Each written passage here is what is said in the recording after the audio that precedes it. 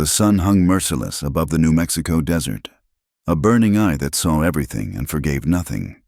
Heat waves danced across the red earth like spirits, distorting the distant mesas into wavering mirages. Above, a hawk circled lazily, its shadow fleeting across the scorched ground, the only movement in a landscape that seemed frozen in time. Clara Morrison pressed herself against a boulder, its surface hot enough to burn through her torn dress.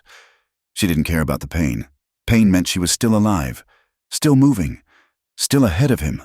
Her breath came in short, ragged gasps, each one tasting of dust and desperation. The canteen at her hip held maybe 3 swallows of water, warm as blood and twice as precious. She'd been running for 2 days now, or was it 3? Time blurred together under the endless assault of sun and fear. Her feet, once soft from a teacher's life in Colorado, were now raw and bleeding inside boots never meant for this kind of journey. Each step sent fire shooting up her legs, but stopping meant death, or worse, going back. The bruises on her arms had turned from purple to yellow-green, a sickly rainbow marking where Samuel's hands had gripped too tight, held too long. Her wrists still bore the rope burns from that last night, when he'd tied her to the bedpost after catching her trying to leave. She touched them gently, remembering his words. "If you try to run again, Clara, I'll hunt you down like the animal you are. There ain't nowhere in this territory you can hide from me." But she had run anyway. Better to die free in the desert than live another day in that ranch house that had become her prison. Clara forced herself to move, knowing that every minute spent resting was a minute Samuel gained on her. He would be coming. She knew him well enough to know that. His pride wouldn't let him suffer the humiliation of a runaway wife. In the 3 years since their wedding, she'd watched him track wolves, mountain lions, even Apache raiders with a patience that bordered on obsession. He enjoyed the hunt almost as much as the kill. The landscape offered little comfort or concealment. Scattered mesquite and greasewood dotted the flatland, their thorny branches providing meager shade. In the distance, red rock formations rose like ancient sentinels, but they seemed to retreat with every painful step she took toward them. The desert was vast and unforgiving, a place where the unprepared died quickly and the prepared died slowly. Clara had neither preparation nor supplies. She'd fled with only what she wore, a calico dress now torn and stained with sweat and blood, and the few items she'd managed to grab, the nearly empty canteen, a pocket knife that had belonged to her father, and a small cloth bag containing 2 biscuits, hard as stones, and a handful of dried beans. It wasn't enough to sustain a rabbit, let alone a woman trying to cross 60 miles of badlands to reach the nearest town. Her lips were cracked and bleeding, her tongue swollen with thirst. She knew the signs of heat sickness from the stories she'd heard, the dizziness, the confusion, the gradual shutdown of the body's will to continue. Already, dark spots danced at the edges of her vision, and her hands trembled with more than fear. A memory surfaced unbidden, standing before her classroom in Colorado Springs, teaching the Morrison children their letters. She'd been Miss Clara Hensley then, independent and proud, with dreams of maybe opening her own school someday. The children had loved her gentle ways and patient instruction. Parents had spoken of her with respect. She'd had a small room above the mercantile, her own money, her own life. Then Samuel Morrison had ridden into town, tall, handsome, with money from his cattle empire and a smile that made the other women jealous when he'd chosen to court the schoolteacher. He'd been charming then, bringing her wildflowers and books of poetry, speaking of the grand ranch he'd built for her in New Mexico territory. She'd been 23, and foolish enough to believe that love could bloom in the desert just as easily as in the mountains. The sun had shifted westward, casting longer shadows across the sand. Clara knew she needed to find shelter soon. Desert nights could be as cruel as the days, the temperature dropping 40 degrees or more. Without fire or proper clothing, hypothermia was as real a threat as heat stroke. She scanned the horizon desperately, looking for any sign of water or shelter. In the distance, she spotted what might be a line of cottonwoods, trees that grew only near water. Hope flickered in her chest, fragile as a candle flame in wind. But it was so far, and her legs felt like they were made of water themselves, barely able to support her weight. Behind her, somewhere in that vast expanse of nothing, Samuel would be coming. She could almost see him in her mind's eye, sitting tall in the saddle, his gray eyes cold as winter stone, that Colt .45 hanging loose at his hip. He'd have supplies, water, probably one of the Apache trackers he sometimes employed. He'd be patient, methodical, following her trail like reading a book. "You belong to me." He'd told her that first time she'd tried to speak up about his drinking, about the violent turns his temper took. "Everything you are, everything you have, everything you'll ever be, it's mine by law and by God." Clara stumbled over a loose stone, catching herself before she fell. She couldn't afford to fall, couldn't afford the precious energy it would take to rise again. The cottonwoods seemed no closer, dancing in the heat like a cruel mirage. Her mind began to play tricks.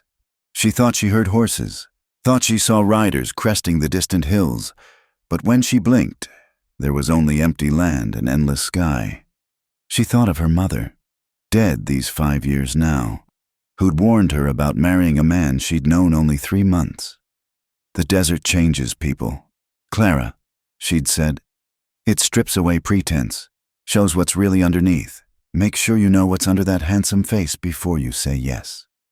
But Clara had been in love, or thought she had been, and Samuel had seemed so different then, so eager to please, so full of plans for their future. It wasn't until after the wedding, after he'd taken her to that isolated ranch 50 miles from the nearest neighbor, that she'd learned what the desert had already known. Samuel Morrison was a man who needed to own things completely, and what he owned, he had the right to break. The sun touched the western mountains now, painting the sky in shades of orange and pink that would have been beautiful if Clara had eyes for anything but survival. She forced herself forward, one step, then another, her world shrinking to the simple act of putting one foot in front of the other. The cottonwoods were real. She could see individual branches now, hear the whisper of leaves in the evening breeze, just a little farther, just a little more. But her body had other ideas. Her knees buckled without warning, sending her sprawling into the dust. She lay there for a moment, cheek pressed to the still warm earth, tasting sand and defeat. This was how the desert claimed its victims, not in some dramatic final moment, but in the quiet surrender of flesh pushed beyond endurance. "Get up," she whispered to herself, the words barely audible. "Get up, Clara." But her limbs wouldn't obey. The darkness at the edges of her vision was spreading, and somewhere in that darkness, she thought she heard her mother singing the lullabies of her childhood. Maybe it wouldn't be so bad, dying here, better than what waited for her if Samuel found her alive. She closed her eyes, ready to let the desert take her. That's when she felt it, a vibration in the ground, rhythmic and growing stronger. Horses.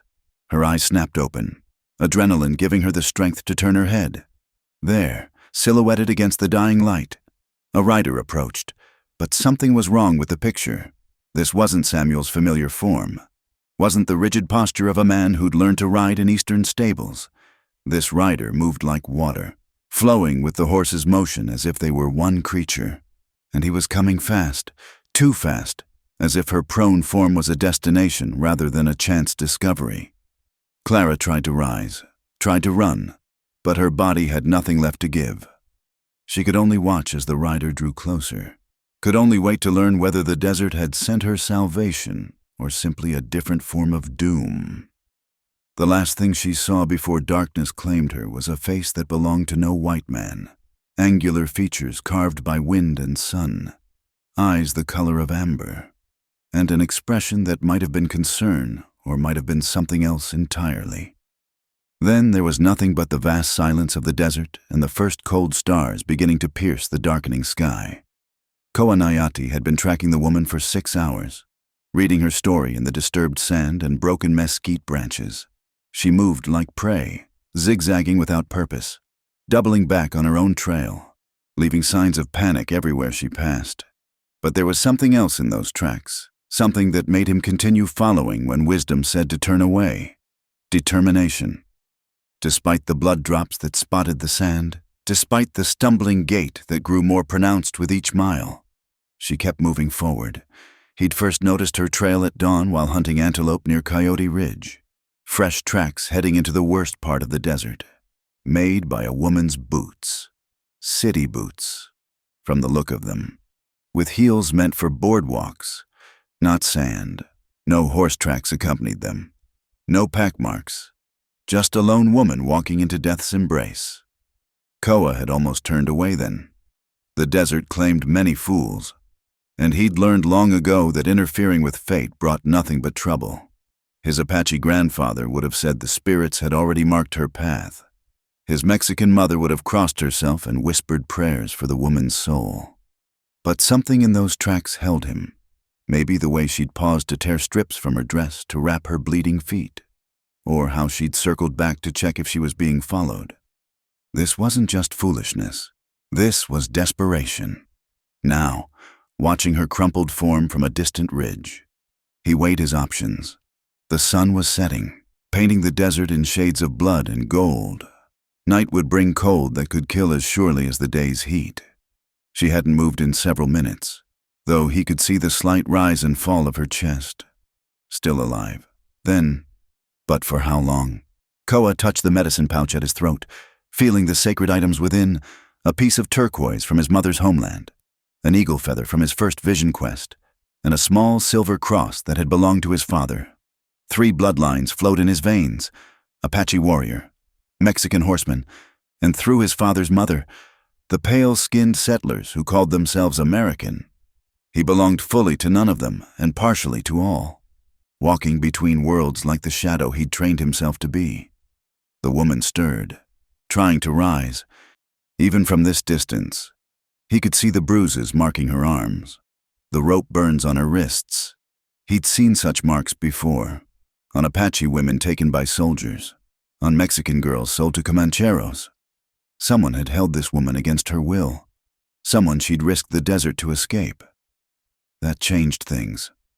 Koa clicked his tongue softly, and his horse, a paint stallion with one blue eye, moved forward without need of reins. They descended the ridge like smoke flowing downhill, making no more sound than wind through grass. The woman must have sensed something because she turned her head, eyes widening with terror as she saw him approach. He stopped 20 feet away, dismounting in one fluid motion. She tried to scramble backward, but her body betrayed her, limbs refusing to cooperate. He could see her more clearly now, pale skin burned red by sun, hair the color of corn silk tangled and matted with dust, eyes blue as the mountain lakes of his mother's stories. Young, maybe 25 summers, with the soft look of someone who'd never known hardship until recently. "Please," she whispered, voice cracked as dried leather. "Please, I have nothing."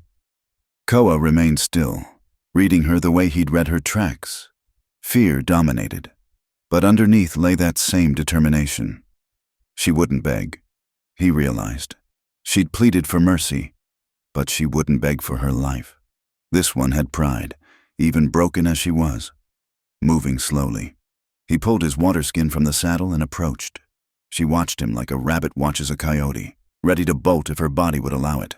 When he knelt beside her and offered the water, she hesitated, suspicion warring with desperate thirst. "Drink," he said, his voice carrying the musical cadence of his mother's Spanish mixed with the harder consonants of Apache. "The desert has already taken enough from you." She reached for the skin with shaking hands, but couldn't manage to hold it steady. Without thinking, he supported it for her, letting her drink in small sips. His grandfather had taught him that kindness to strangers brought either great blessing or great curse.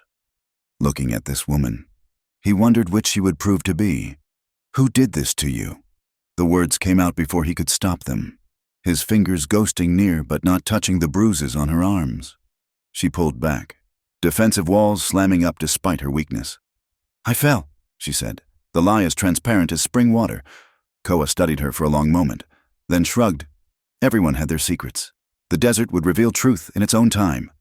He stood, decision made. "You'll die here.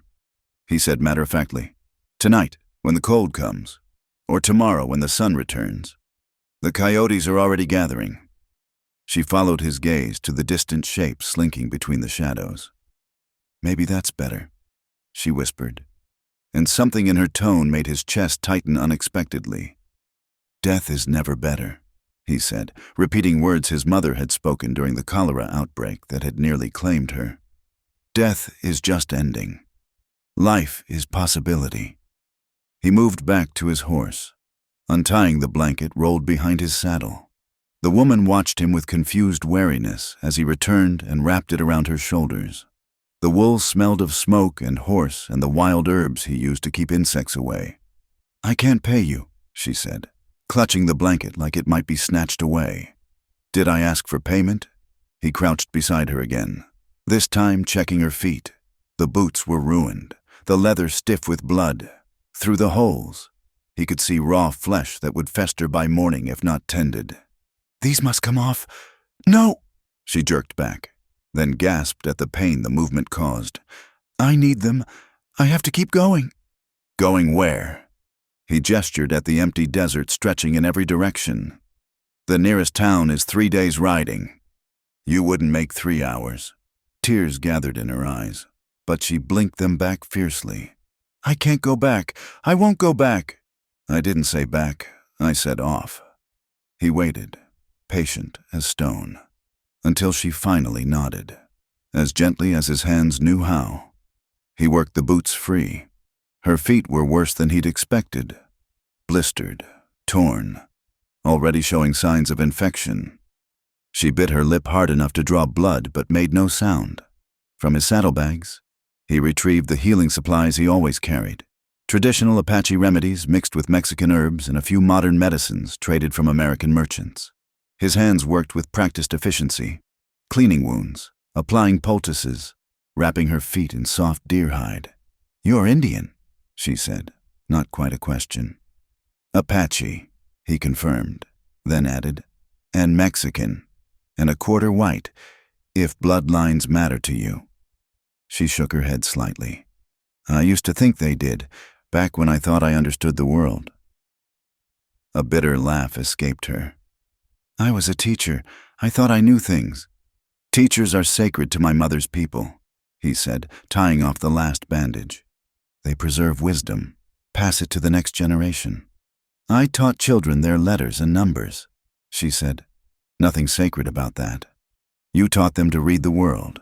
How is that not sacred? She looked at him then, really looked, as if seeing him for the first time.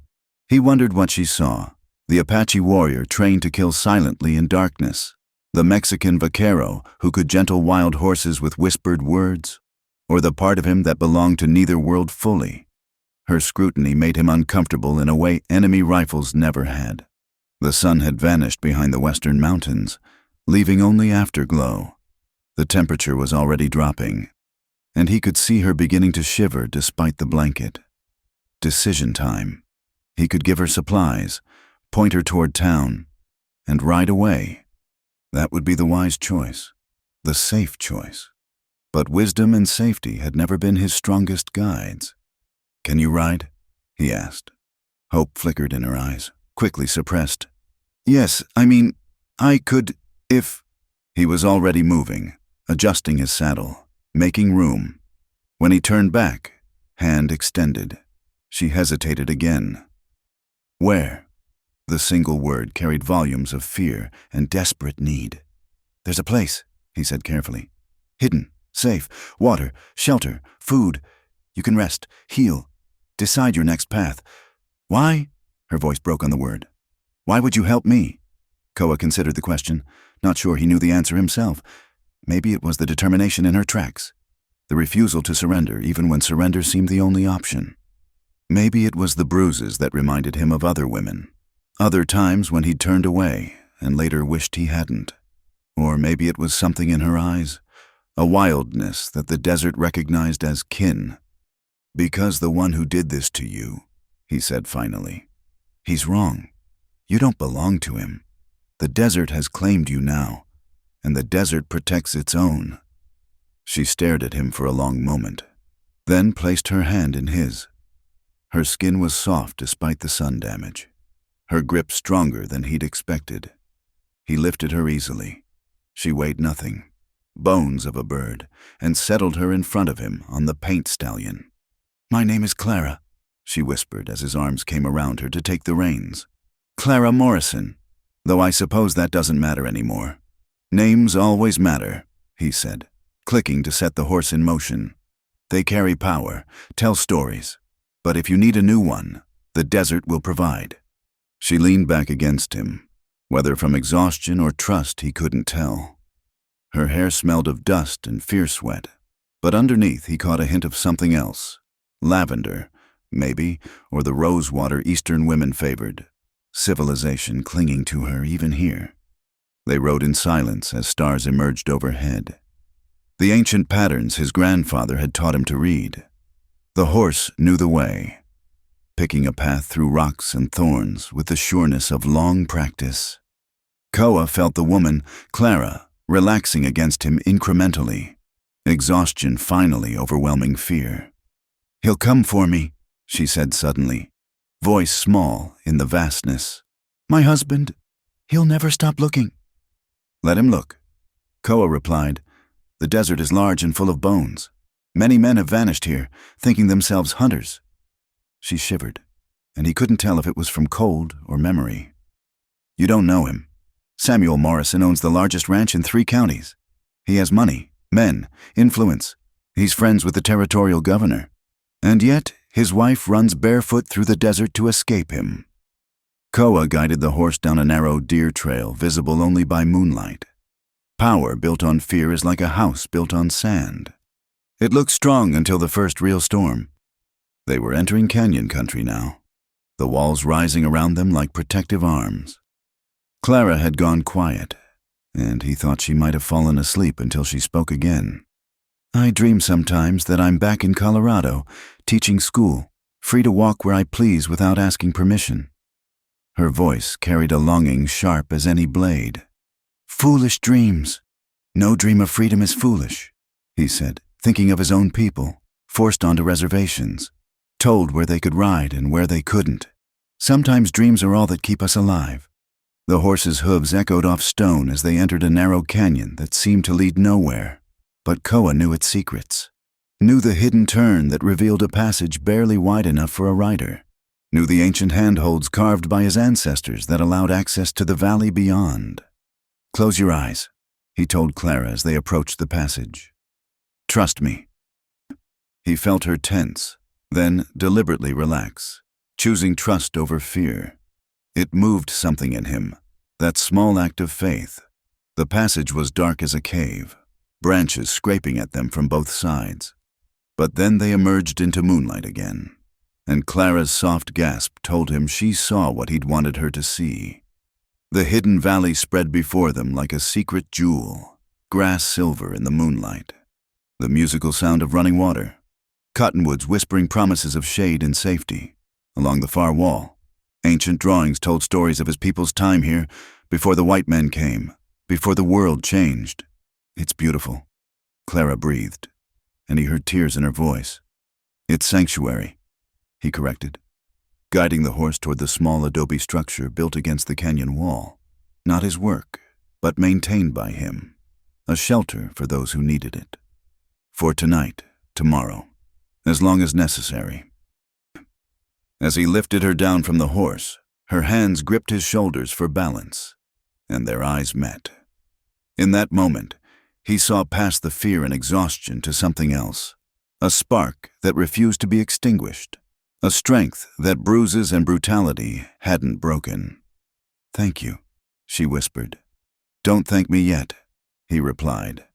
Surprised by the roughness in his own voice, the desert extracted a price for its protection. You may find it higher than you're willing to pay. But even as he said it, looking into those eyes blue as mountain lakes, Koa suspected the price might be extracted from him as well. The spirits worked in mysterious ways, and bringing this broken bird to his sanctuary would have consequences he couldn't yet foresee. For now, though, there was water to fetch and a fire to build, wounds to tend and a woman to keep alive through the cold desert night. Tomorrow would bring its own challenges, including the certainty that Samuel Morrison would come hunting. But tonight, in this hidden valley where ancient spirits still danced, a woman named Clara would sleep safe for the first time in longer than she could remember. And a man caught between worlds would stand guard, already knowing he would place himself between her and whatever darkness followed her trail. The desert had made its choice. Now they would all live with the consequences. Clara woke to the sound of water over stone and the scent of wood smoke. For a moment, confusion held her. This wasn't the ranch house with its heavy oak furniture and suffocating silence. Then memory rushed back. The desert, the collapse. Strong arms lifting her onto a horse. She sat up too quickly, gasping as pain shot through her abused body. Slowly came a quiet voice from the doorway. Koa stood silhouetted against morning light, a steaming cup in his hand. Your body has been through much. It needs time to remember how to move without fear. She accepted the cup gratefully, some kind of tea that tasted of herbs and honey. The warmth spread through her, chasing away the last cobwebs of sleep. In daylight, she could see the shelter properly, adobe walls worn smooth by countless years, a fireplace built into one corner, simple furniture that looked handmade, clean, sparse, but somehow welcoming. How long did I sleep? Through the night and into morning, the sun is 3 hands high. He moved into the room with that fluid grace she'd noticed before, setting down a plate of food, flatbread, dried meat, some kind of preserved fruit. Eat slowly. Your stomach has forgotten fullness. Clara took a small bite, aware of him watching her. In daylight, she could see him more clearly. His face held the angular beauty of his Apache heritage, softened slightly by his other bloodlines. His hair, black as a raven's wing, was tied back with a strip of leather. But it was his eyes that held her, amber like his horse's, holding depths of experience that made her wonder at his story. "This place," she said between careful bites. "How do you know about it?" "My grandfather's people have known this valley for generations. It's sacred, a place of healing, of refuge. The Spanish never found it. The Americans never found it." He settled cross-legged on the floor with a grace that made the movement look natural. "Now it serves those who need sanctuary. And you just trust me here. You don't know me." A slight smile touched his lips. "I know enough. I know you ran rather than surrender. I know you wrapped your own wounds and kept walking when most would have lain down to die. I know you carry bruises that speak of courage. It takes courage to survive what you survived and still choose escape." Clara looked down at her arms, at the yellowing marks she'd grown so accustomed to hiding. Some would call it foolishness, not courage. "The same could be said of my bringing you here." He stood, moving to a shelf carved directly into the adobe wall. "But sometimes the heart knows truths the mind hasn't learned yet." He returned with fresh bandages and a ceramic pot of salve. "Your feet need tending." Clara hesitated, then extended her legs. The deer-hide wrappings were stained with blood and discharge. She bit her lip as he unwound them, but his touch was gentler than any she'd known in years. The wounds looked better than she'd feared, still raw, but clean, already beginning to heal. "This will hurt," he warned, scooping salve onto his fingers. It smelled of pine and something sharper. "I'm used to hurt," she said without thinking, then flushed at the admission. His hands stilled for a moment. When he spoke, his voice carried an edge she hadn't heard before. No one should be used to hurt. The salve did burn, but it was a clean pain, medicinal rather than malicious. Clara found herself studying his face as he worked, the complete concentration he gave to the task. When had someone last touched her with such careful intent to heal rather than harm? "There," he said, tying off the last bandage. "A few more days and you'll walk without pain. A week, and you can travel if you choose." Travel where? The question escaped before she could stop it. "I have nowhere to go. No money, no family, nothing but the clothes you found me in. The desert teaches us that nothing is just another word for possibility." He cleaned his hands in a bowl of water, movements precise and economical. But those are tomorrow's concerns. Today, You heal. A comfortable silence settled between them as Clara finished eating. Through the open door, she could see the valley beyond. Green grass rippling in the breeze, the stream catching sunlight like scattered diamonds. It seemed impossible that such a place could exist in the harsh landscape she'd crossed. "I should know your name," she said suddenly. "You saved my life, and I don't even know what to call you." "Koa Nayati," he said. "Koa to my mother's people, Nayati to my father's." "What does it mean?" "Koa is crow in the old language. Nayati means he who wrestles. My grandmother said I was born fighting, the cord wrapped around my neck, refusing to breathe until the medicine man tricked me into it." That slight smile again. "She said the spirits marked me as stubborn from the first moment." "Stubborn enough to help strange women in the desert?" "Apparently so." Clara set aside the empty plate, feeling more human than she had in months. "I should tell you, my husband, Samuel Morrison. He's not a man who accepts loss. He'll come looking. You said this last night." Koa's expression didn't change. "Let him come. You don't understand. He has resources, connections. He's hired Apache trackers before. For hunting, he knows this country." "He knows the surface of this country," Koa corrected. "There's a difference between knowing where water runs and understanding why it chooses that path, between seeing tracks and reading the story they tell. Your husband is a man who takes. The desert gives nothing to those who only take." Clara wanted to argue, to make him understand the danger, but something in his calm certainty quieted her protests. Instead, she asked, "Why do you live out here alone?" "Who says I'm alone?" He gestured toward the door. "The hawk that nests in the cottonwood, the fox who drinks at dawn, the spirits of my ancestors in the canyon walls. This valley is fuller than any town. But no people? People come when they need to, like you." He rose, fluid as water. "Can you stand? There's something you should see." Clara tested her legs carefully. They held, though she had to grip the wall for balance. Koa offered his arm, and after a moment's hesitation, she took it.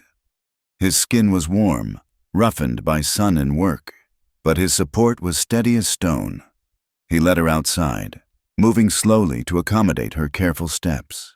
The morning air carried the sweetness of grass and wildflowers she hadn't noticed in the darkness. The stream ran clearer than any water she'd seen, emerging from the rocks at the valley's head and winding between cottonwoods and willows. "Look," he said, pointing to the canyon wall. Clara gasped. In daylight, she could see them clearly, ancient drawings covering the rock face, horses and hunters, spirals and suns, handprints that seemed to reach across centuries. Some were faded by time, others still vibrant with color. "My people's history," Koa explained. "This was a gathering place. Long before the Spanish came, warriors would come here before battle to seek visions. Women came to give birth. The dying came to pass peacefully from one world to the next." "It's beautiful." Clara reached out, not quite touching the stone. "Like a book written on the world itself. You understand." His approval warmed her more than it should have. Not everyone sees it. Some look and see only primitive drawings. "I was a teacher," Clara reminded him. "I know stories matter, however they're told." They stood quietly, Clara aware of his supporting arm, of the solidness of him beside her. Safe. The word whispered through her mind. Foreign after so long. When was the last time she'd felt safe in a man's presence? "There's a pool further up," Koa said eventually. "Fed by a hot spring? It would help your muscles. Ease the pain." Clara felt heat rise in her cheeks. My dress. There are clothes in the shelter, things left by other travelers, cleaned and mended." His voice carried no judgment, only practicality. "The desert cares nothing for what we wear, only that we survive." An hour later, Clara lowered herself into the natural pool, gasping at the heat. She wore a simple shift Koa had found, loose cotton, worn soft by countless washings. He had withdrawn to give her privacy, but she could see him in the distance, tending his horse, his presence a comfort rather than a threat. The water worked its magic on her battered body, unknotting muscles she hadn't realized were clenched. Steam rose around her, scented with minerals and thyme. She let her head fall back, hair floating like water weeds, and, for the first time in 3 years, felt the possibility of being clean, not just in body, but in spirit. When she finally emerged, she found Koa had left new bandages and a clean dress on a nearby rock. The dress was simple, blue calico, patched but serviceable. It fit well enough, and more importantly, it wasn't the torn reminder of her flight. She found him by the stream, repairing what looked like a fishing weir. He glanced up at her approach, and something flickered in those amber eyes before his expression settled back to calm. "Better?" he asked. "Much." She settled carefully on a smooth boulder, mindful of her tender feet. "I feel almost human again." Human is a good start. He returned to his work, strong hands weaving willow branches with practiced ease. Though my grandfather would say there are better things to be. Like what? Like yourself. Whoever that is when fear stops driving the choices. Clara considered this, watching the water flow past. "I'm not sure I remember who that is anymore." "Then you have the gift of discovery ahead." He secured the last branch, testing the weir's strength. Most people never get to choose who they become. They simply accept what others tell them to be. Is that what you did? Choose who you became? His hand stilled. In a way, I chose which voices to follow. My Apache grandfather, who taught me to fight. My Mexican mother, who taught me to heal. My white grandmother, who taught me letters and numbers and the strange ways of Eastern thinking. A wry smile. The difficulty is when those voices disagree. And when they do, then I come here. He gestured at the valley. And listen to older voices, until I remember which thoughts are mine and which were given to me. Clara understood that more than she could express. How many of her thoughts were her own anymore, and how many were Samuel's voice in her head, telling her what she was worth, what she deserved, what she could never be. The sun climbed higher, warming the valley. Koa showed her edible plants growing along the stream, pointed out the different birds that called this place home. His knowledge seemed endless, but never boastful, simply shared, like gifts freely given. By afternoon, Clara's strength was flagging. Koa noticed before she could hide it, guiding her back to the shelter without making her ask. She lay on the simple bed, watching dust motes dance in the slanted light, feeling safer than she had in years. "Rest," he said from the doorway. "I'll be nearby." Why? The question she'd asked before, but needed to ask again. "Why are you helping me?" He was quiet so long she thought he wouldn't answer. "Then, when I was 12 summers, soldiers came to our camp. My mother hid me in the brush, told me to run. I didn't. I watched." His voice carried old pain, carefully controlled. "I watched her refuse to tell them where the men had gone hunting. Watched what they did to make her talk. Watched her die still refusing." Clara's throat tightened. "I'm sorry." She died free. He said simply, "Died making her own choice. That's why I help you. Clara Morrison. Because I recognize the look of someone choosing freedom over safety. Choosing the unknown over the unendurable." He met her eyes directly. "And if he comes, when he comes, he'll find that some things can't be taken by force. Some things can only be given, or kept." The promise in his words wrapped around her like armor. Clara closed her eyes, feeling tears slip free, not from sadness, but from something else. Relief. Maybe. Or hope. The sensation was so unfamiliar she couldn't name it. When she opened her eyes again, Koa was gone, but his presence lingered. Through the window, she could see him moving through the valley, checking snares, gathering plants, maintaining the subtle barriers that kept this place hidden, guarding her without caging her. For the first time since her wedding day, Clara began to believe she might survive this, not just in body, but in spirit. Not just survive, but perhaps even live again. The thought terrified and thrilled her in equal measure. As the afternoon shadows lengthened, she let herself drift back to sleep, knowing that someone watched over her who understood the price of freedom and considered it worth paying. In this hidden valley where ancient spirits dwelled, She was not Clara Morrison, beaten wife and runaway. She was simply Clara, and that was enough. For now, it was more than enough. It was everything. The days in the valley took on a rhythm Clara had forgotten existed. Wake with the birds, sleep when darkness fell.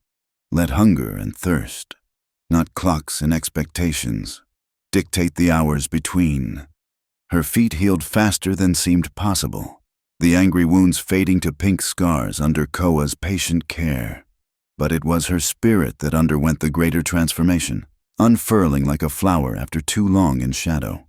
On the fourth morning, she found Koa by the stream, cleaning a rifle with the same meticulous attention he gave to everything. "Teach me," she said without preamble. He looked up, amber eyes assessing. "What would you learn?" "Everything." The word came out fiercer than intended. How to find water, how to make fire, how to shoot, how to survive without depending on anyone else's mercy. "Independence is illusion," he said, returning to his task. "Even the eagle depends on wind. Even the mountain depends on stone. We all need something, someone. Then teach me to need less, to need differently." Clara sat beside him, careful of her still tender feet. "I spent 3 years needing someone who used that need as a weapon. Never again." Koa was quiet for a long moment, hands moving surely over the rifle's mechanism. Then he set it aside and faced her fully. "What I teach won't make you safe. Knowledge can become its own burden. Skills carry responsibility. I'm not asking for safety. I'm asking for choice." Something shifted in his expression.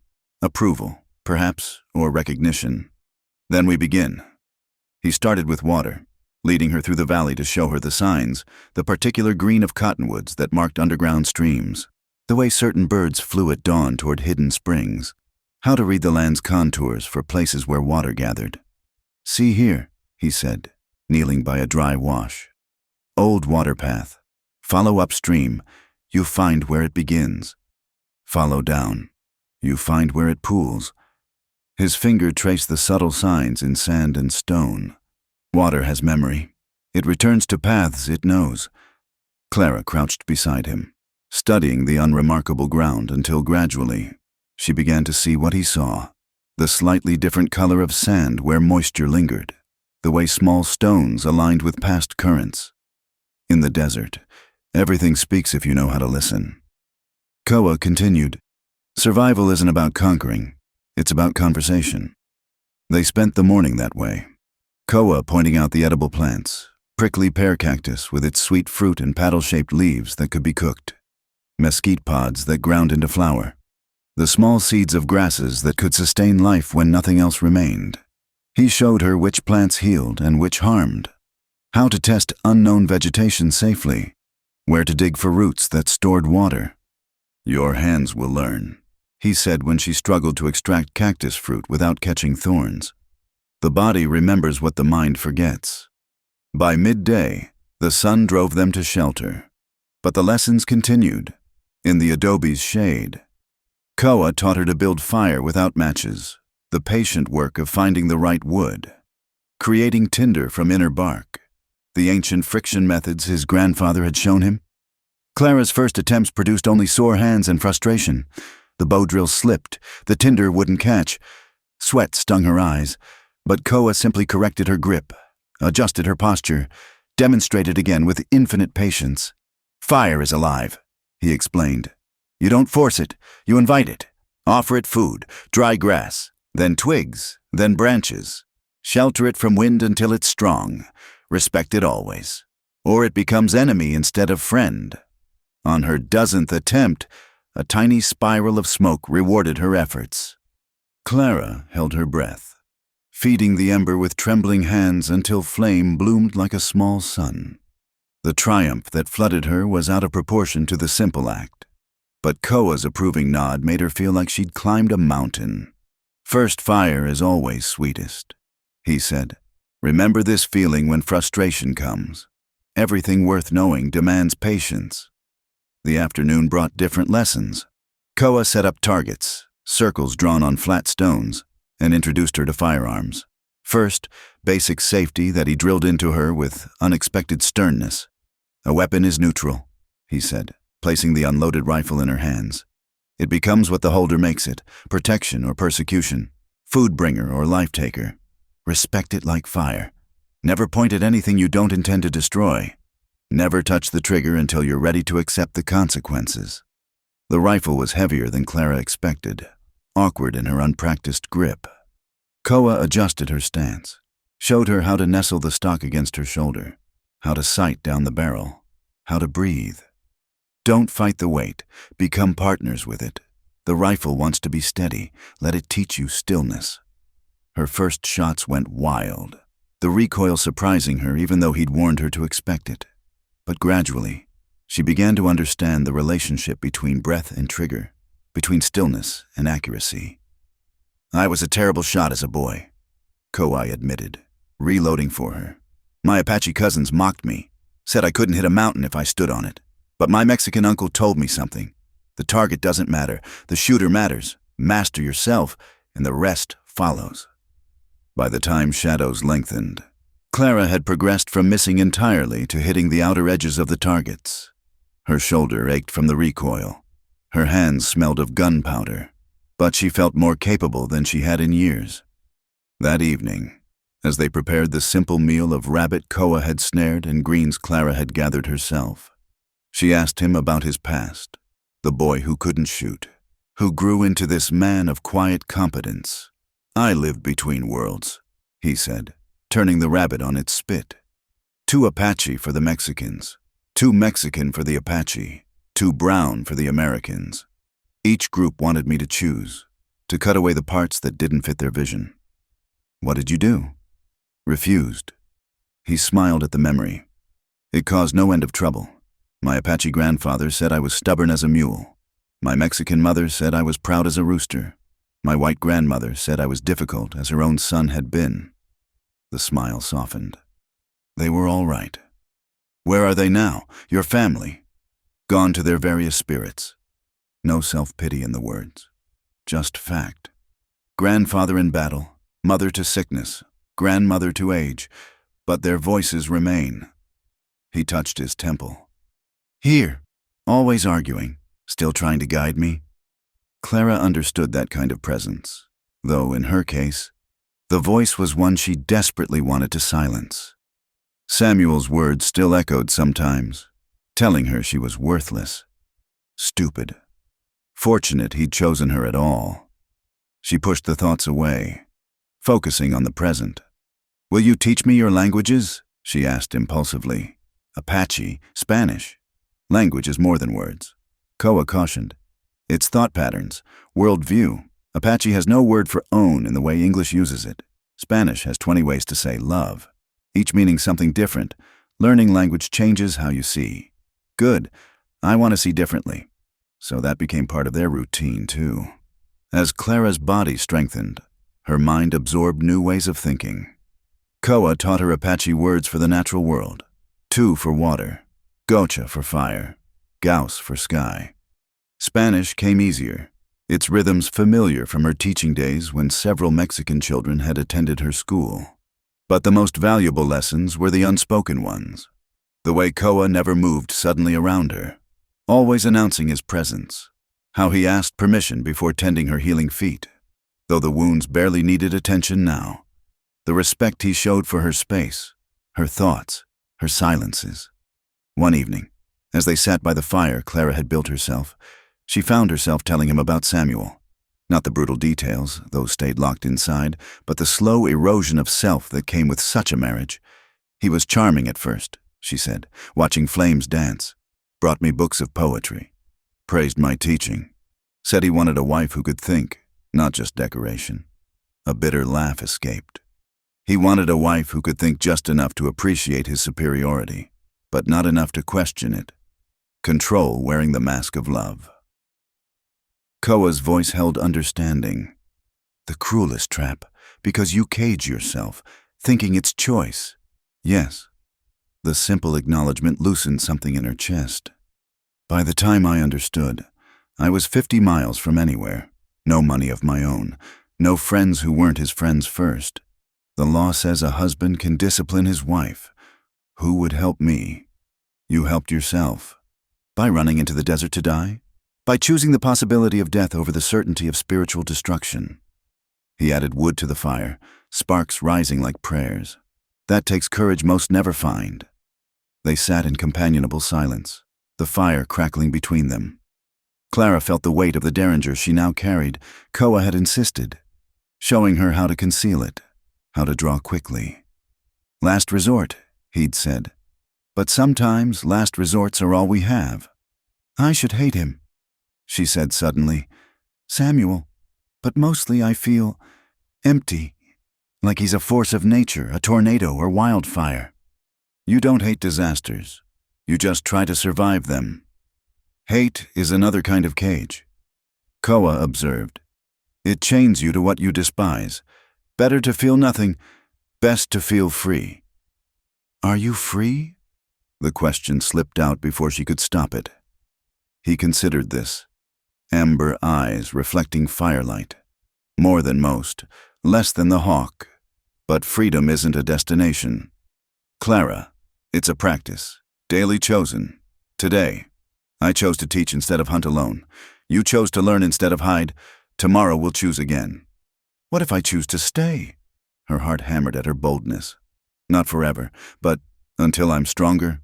This valley shelters those who need it. His expression gave nothing away. Stay until you hear your own voice clearly again. Then decide. That night, Clara lay awake despite her exhaustion, mind replaying the day's lessons. Her shoulder ached from shooting. Her hands bore new calluses from fire-making. Her tongue stumbled over Apache words. But beneath the physical changes, something deeper shifted. For the first time in years, she was learning not what someone else demanded, but what she chose to know. When sleep finally came, she dreamed not of Samuel's pursuing hoofbeats, but of clear water and patient hands, of words in 3 languages that all meant some variation of free. She woke once to coyote song and smiled, recognizing their voices individually now as Koa had taught her. The young female with the high yip, the old male whose call cracked at the edges. Everything had a voice if you learned to listen. Even, especially, the quiet voice inside that had been silent so long she'd forgotten its sound. But here in this hidden valley, protected by ancient spirits, and a man who understood the price of choosing your own path, that voice grew stronger each day. Clara closed her eyes and listened to it whisper, "You're going to survive this. You're going to be more than you were. You're going to live." And for the first time, she believed it. The peace of the valley shattered on the 10th morning like glass hitting stone. Clara was practicing with the rifle, her groupings now respectable at 50 yards, when Koa suddenly appeared beside her, moving with an urgency she'd never seen from him. "Riders," he said quietly. 3, maybe 4, still beyond the outer canyons, but coming this way. Clara's blood turned to ice water. The rifle suddenly felt like lead in her hands. "Samuel, perhaps not." Koa's eyes scanned the horizon, reading signs invisible to her. "But they move with purpose, not wandering. Someone told them where to look." Fear crashed over her in waves, but underneath, something else stirred. Anger. 10 days of freedom, of remembering who she could be. And now this. How long? By sunset, maybe sooner if they know the shortcuts. He took the rifle from her nerveless fingers, checking it with swift efficiency. "You have choices to make." "What choices?" "If it's Samuel, you can run. I know paths they'll never find. Can get you to Mexico in 4 days. You can hide. There are caves in these walls where Apache women sheltered their children from soldiers. Or," he handed the rifle back to her, "you can stand." Clara's hands shook as she took the weapon. "I can't fight Samuel. You don't understand what he's capable of. I understand he's a man who bleeds like any other." Koa's voice carried no bravado, just fact. "But this isn't about fighting. It's about choosing who you are when fear comes calling." They returned to the shelter quickly, Koa gathering supplies with practiced efficiency. Clara watched him, her mind spinning. Run, hide, or stand. Each option terrified her in different ways. "There's something else," Koa said, strapping on a gun belt she'd never seen him wear. One rider sits his horse like Apache, but wrong, like someone playing at being Apache. Samuel hires trackers sometimes. Apache who work for whiskey money. Koa's expression hardened. Then he brings shame with him as well as threat. He paused in his preparations, meeting her eyes. Whatever you choose, Clara, I'll help, but choose as yourself, not as the frightened woman he tried to make you. Clara sank onto a wooden bench, mind racing. The woman who'd fled into the desert 10 days ago would have run without question, would have done anything to avoid confrontation. But that woman hadn't known how to build fire from nothing, hadn't felt the satisfaction of hitting a target through patient practice, hadn't discovered she could learn new languages and new ways of seeing. If I run, she said slowly, I'll always be running.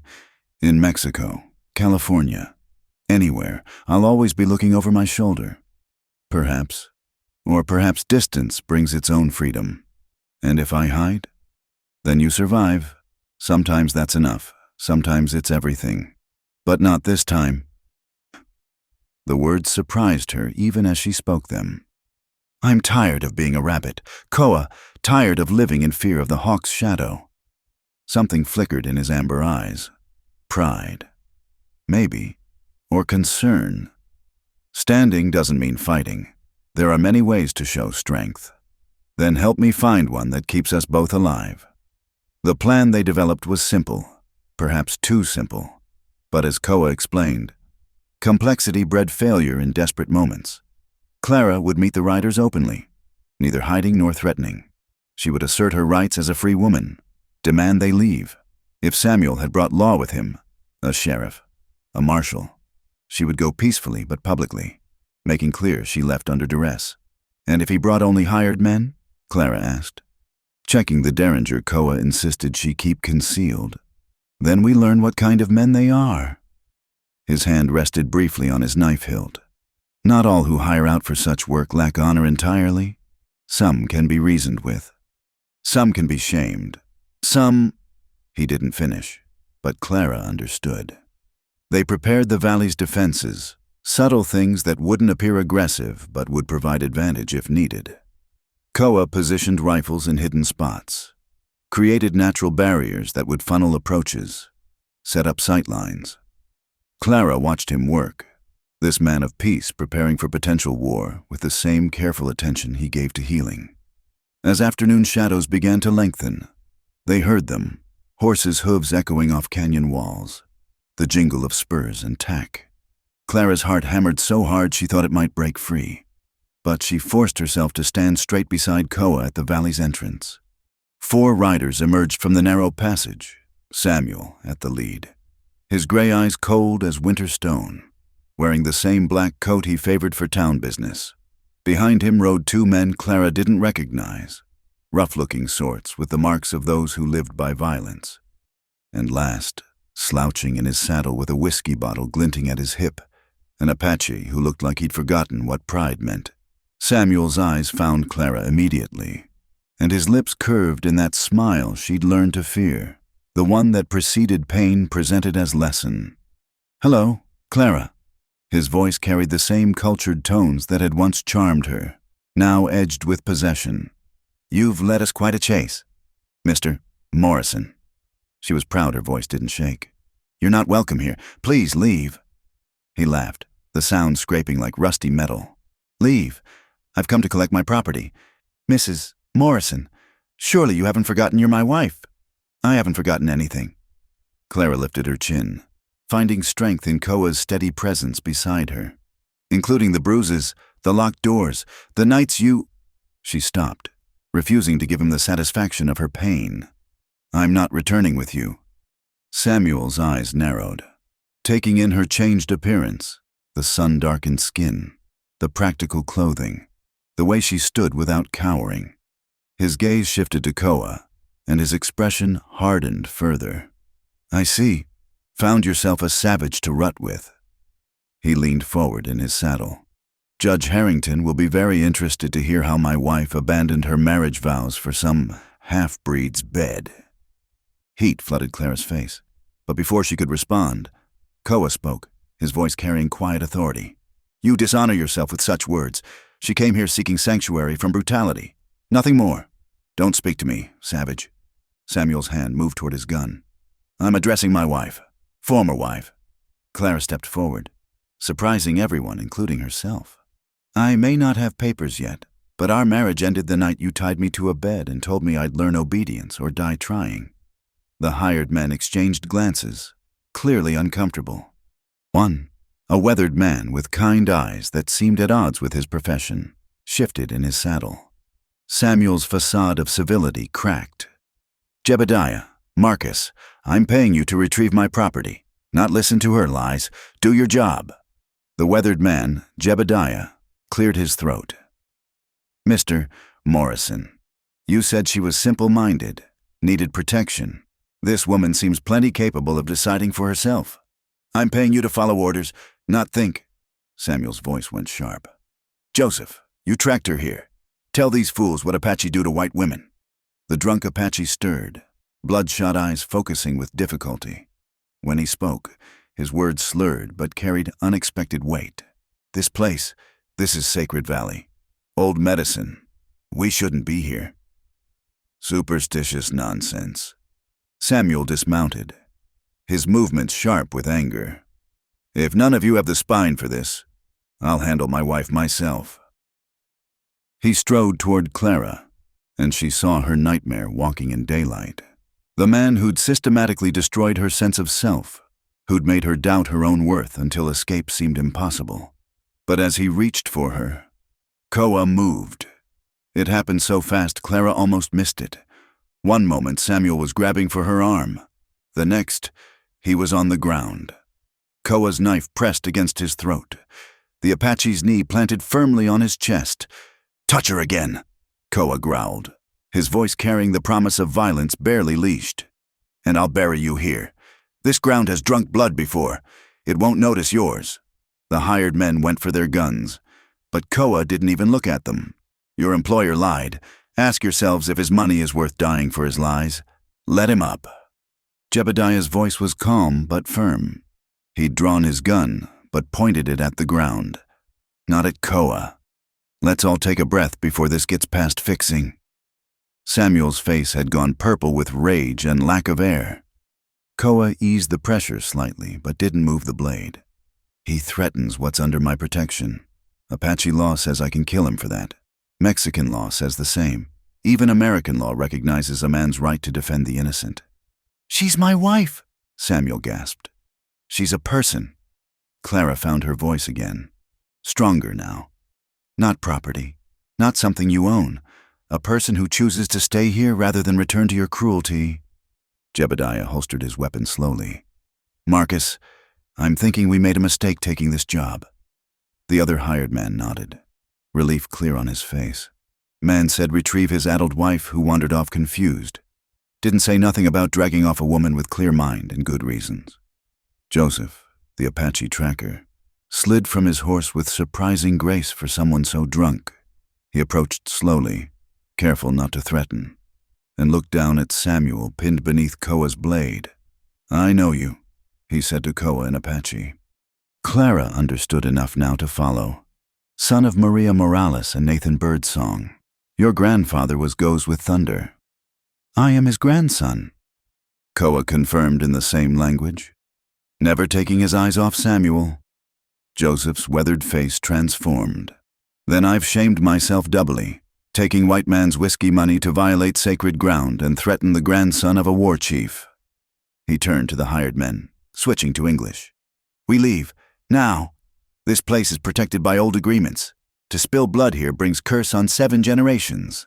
You superstitious drunk." Samuel's attempt to shout came out as a wheeze. "I paid you. Keep your money." Joseph pulled the leather pouch from his belt, throwing it so coins scattered in the dust. "It already cost too much." Jebediah dismounted, moving carefully to show no threat. "Let him up, friend. We'll take him out of here. Make sure he doesn't come back. You have my word." Koa studied the older man's face, then nodded slowly. He rose in one fluid motion, keeping his blade ready. Samuel scrambled to his feet, hatred twisting his features into something inhuman. "This isn't over," he snarled at Clara. "You're my wife by law and God. I'll go to every judge in the territory. You'll leave." Jebediah's voice cut through the threats like a blade of its own. "You'll leave, and you'll count yourself lucky this man showed restraint. I've seen what Apache do to men who hurt women under their protection. A knife to the throat is a kindness compared to that." He and Marcus flanked Samuel, not quite touching him but making clear he had no choice. Samuel's gray eyes found Clara one more time, promising retribution without words. But for the first time, she met that gaze without flinching. "Goodbye, Samuel." The words came out steady, final. "Don't come back." They marched him to his horse, Jebediah keeping a firm hand on the reins. As they prepared to leave, the weathered gunman looked back at Clara. "Ma'am, for what it's worth, I got a daughter about your age. If any man treated her like, well, I'd want her to have the courage you're showing." He touched his hat. "We won't be taking any more jobs from Mr. Morrison." Joseph lingered a moment longer, swaying slightly but seeming more sober than before. He addressed Koa formally in Apache, then switched to English for Clara's benefit. "I ask forgiveness for bringing dishonor to this place. The whiskey. It makes me forget who I was, who my fathers were." He straightened with visible effort. "No more. Your courage shames me into remembering." Then they were gone, the sound of hooves fading back through the canyon. Clara stood frozen, unable to quite believe it was over. Her legs suddenly gave out, and she would have fallen if Koa hadn't caught her, lowering her gently to sit on a nearby boulder. "It's done," he said quietly. "You stood. You chose. You won. He'll come back." Her voice shook now that the immediate danger had passed. "You don't know Samuel. He can't bear to lose, especially not to—" She caught herself before repeating his ugly words. "Perhaps, but he'll think twice now. Men like him are cowards beneath the cruelty. He's learned you're no longer alone, no longer helpless." Koa cleaned his blade methodically before sheathing it. "And word will spread. Joseph will tell others what happened here. The story will grow with each telling. Soon, Samuel Morrison will be known as the man who tried to drag his wife from sacred ground and was shamed for it. Reputation matters to him more than anything," Clara realized slowly. "More than money, more than possession. If people knew the truth about why I left, then perhaps it's time that truth was told." Koa helped her to her feet. "But that's tomorrow's choice. Today, you faced your demon and didn't run.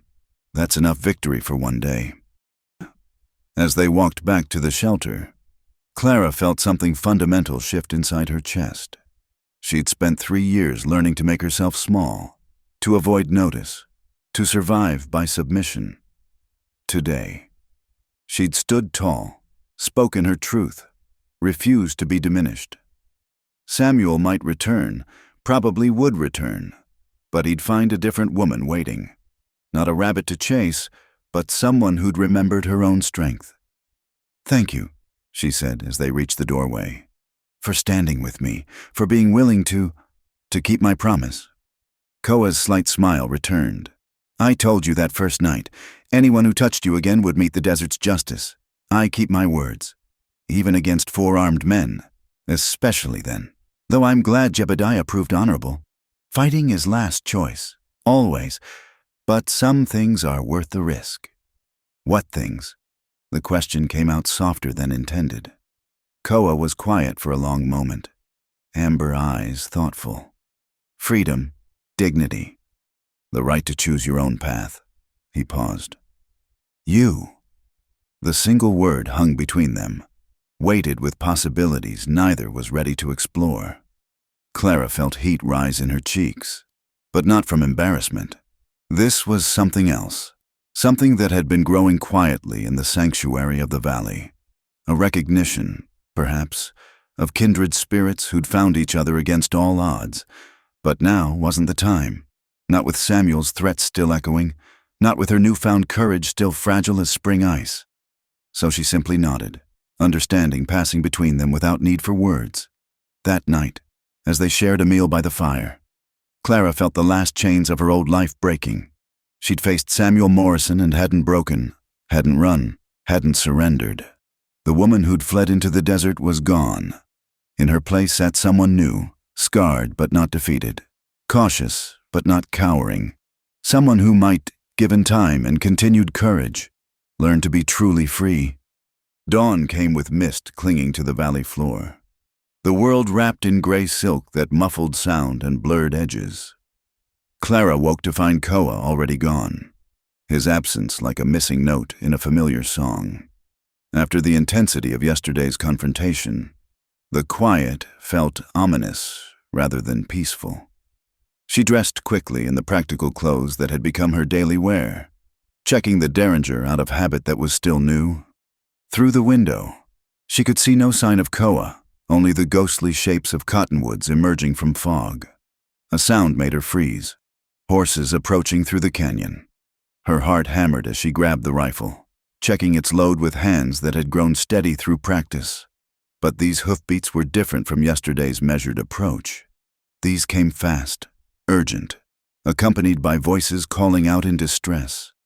Clara positioned herself behind cover, rifle ready, just as Koa had taught her. The mist parted to reveal two riders, Jebediah cross from yesterday, supporting another figure who slumped forward in the saddle. Blood stained both their clothes. "Help!" Jebediah's weathered face was tight with strain. "Please, we need help." Clara emerged cautiously, rifle lowered but ready. As the riders drew closer, she gasped. The injured man was Joseph, the Apache tracker, and he'd been shot, a dark stain spreading across his left side. What happened? She was already moving to help as Jebediah half fell from his horse, struggling to keep Joseph from sliding to the ground. "Morrison!" Jebediah gasped. "The bastard ambushed us 5 miles out, shot Joseph when he tried to stop him coming back here. Marcus is dead!" Clara's blood turned cold, but her hands remained steady as she helped ease Joseph down. "Where's Samuel now?" "Coming!" Jebediah's eyes were wild with exhaustion and fear. "Maybe an hour behind, maybe less. He's got 6 men with him this time. Hired killers from Silver City.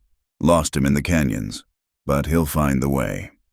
Koa materialized from the mist like a spirit, taking in the scene with one comprehensive glance.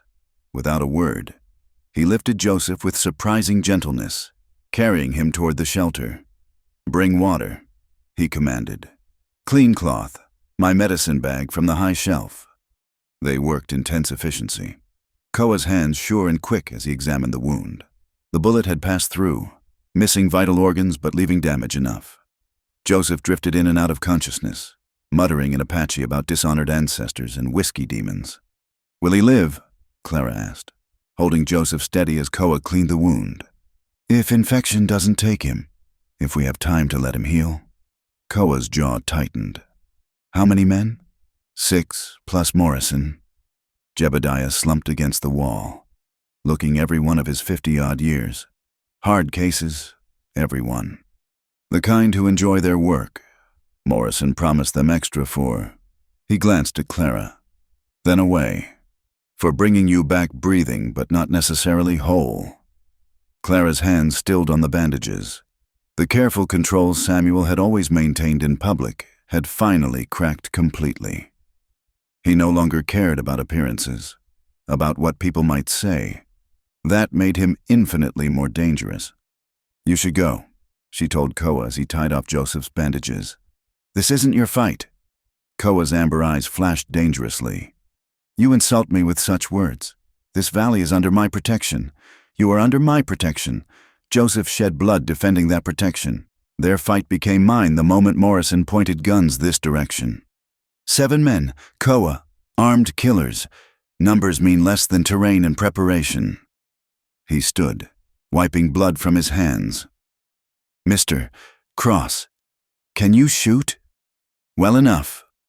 Jebediah straightened despite his exhaustion. "I ain't running, if that's what you're asking. Man paid me to do wrong. Least I can do is try to make it right." Koa nodded approval. "Then we have 3 guns and knowledge of the ground. They have numbers and arrogance. I've faced worse odds." They prepared with grim efficiency.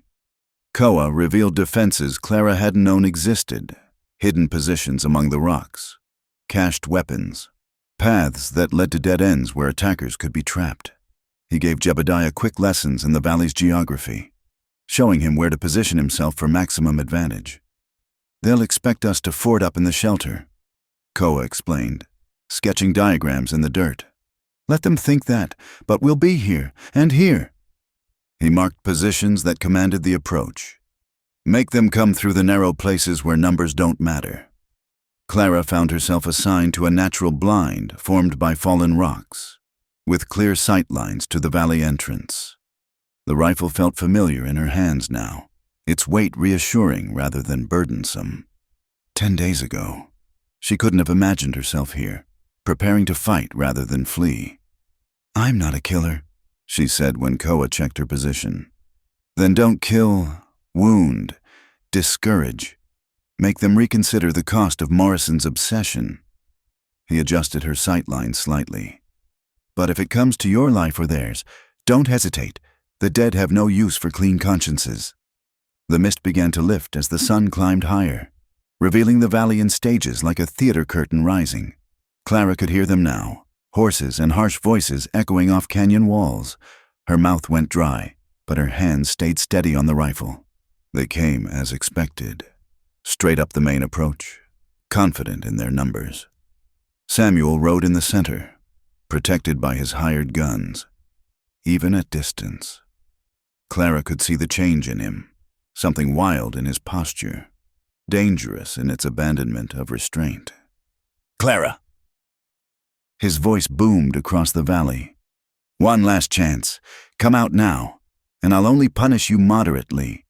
Make me dig you out, and I'll let these men have their fun before dragging what's left home." Bile rose in her throat, but Clara held position as Koa had instructed. Let them come. Let them enter the killing ground.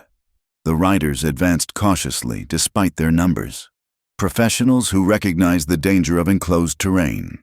They'd made it halfway to the shelter when Koa's first shot cracked out, taking the lead rider's horse in the shoulder. The animal screamed, rearing and throwing its rider before bolting back toward the entrance. "It's a trap!" someone shouted. But too late. Jebediah's rifle spoke from the opposite ridge, sending another man diving for cover. The organized advance dissolved into chaos as bullets whined off rocks from unexpected angles. Clara sighted carefully, as Koa had taught her. Breathe in, half out, squeeze. Her shot took a rider in the shoulder, spinning him from his saddle. Not a kill shot, but he wouldn't be fighting anymore today. Return fire exploded against her position, chips of rock stinging her face. She ducked, counting as Koa had shown her, then popped up in a different spot to fire again. This shot went wide, but it kept their heads down, kept them from advancing. "Flank them!" Samuel's voice cut through the gunfire. "Rodriguez, take 2 men up the north wall!" But Koa had anticipated this. Clara heard his rifle bark 3 times in quick succession, and the flanking attempt died before it truly began. 2 men lay groaning in the open, the third scrambling back to cover. "This ain't worth dying for," one of the hired guns shouted. "You didn't say nothing about fighting Apache in their own ground." "I'm paying you to fight." Samuel's control cracked further. "Get that woman. Get her yourself." The desertion started with 1 man breaking for the entrance, then another. Soon half the remaining force was in retreat, unwilling to trade their lives for Samuel's money. Bullets followed them out, Koa ensuring they'd think twice before returning. That left Samuel and 2 others, men too stupid or too proud to run. They huddled behind what cover they could find, occasionally firing to keep the defenders' heads down. "You think you've won?" Samuel called out, his cultured voice ragged at the edges. "I'll burn you out. I'll come back with 20 men, 30. You'll never know peace. Clara, never." That's when Joseph stirred in the shelter behind them. Despite his wound, the Apache had dragged himself to the doorway, propping himself against the frame with his rifle across his knees. "Morrison!" His voice cracked but carried. "You brought dishonor to sacred ground. You spilled blood where blood shouldn't flow. The spirits mark you. Shut up, you drunk savage." Joseph spoke in Apache then, his words flowing like water over stone. Clara understood enough to recognize it as a curse, or perhaps a prophecy. The two remaining hired guns exchanged nervous glances, and one suddenly broke. Running for his horse without a backward look, now it was 3 against 1, Samuel and his last supporter pinned down with nowhere to go. The sun climbed toward noon, heat beginning to shimmer off the rocks. Clara could see Samuel clearly now, see the desperation that had replaced his usual cold control. "Mr. Morrison," Jebediah called out. "This is done. You lost. Take what dignity you got left and ride away. I don't take orders from traitors." "Then take some advice." Koa's voice rang out, calm and deadly. "Every minute you remain dishonors you further. Your men have abandoned you. Your wife has chosen freedom over fear. You have nothing here but the death you seem eager to find." The last hired gun had heard enough. "I'm out," he called, standing slowly with hands raised. "This ain't my fight no more. You coward!" Samuel turned his gun on his own man, but the professional was faster, diving and rolling as Samuel's shot went wild. Then he was running, leaving Samuel truly alone. For a long moment, silence settled over the valley like dust. Clara could see her husband, former husband in all but law, crouched behind his boulder, gun in hand, face twisted with rage and disbelief. The man who'd controlled every aspect of her life for 3 years, reduced to a cornered animal. "Samuel," she called out, surprising herself. "Go home. Find another wife if you need property so badly. But leave me in peace. You're mine." The words came out as a snarl. "Mine by law. Mine by right. Mine by—" His words cut off as he made his fatal mistake, breaking cover to charge toward her position. Gun raised, face contorted with murderous intent. 3 rifles spoke as one. Samuel Morrison crumpled mid-stride, his momentum carrying him forward a few more steps before he fell face first in the desert dust. He twitched once, then lay still, his blood soaking into ground that had seen such endings before. Clara lowered her rifle with shaking hands. She didn't know which shot had been fatal, hers, Koa's, or Jebediah's. Perhaps all 3, perhaps none individually. It didn't matter. What mattered was the silence that followed, the absence of the voice that had defined her world through fear for so long.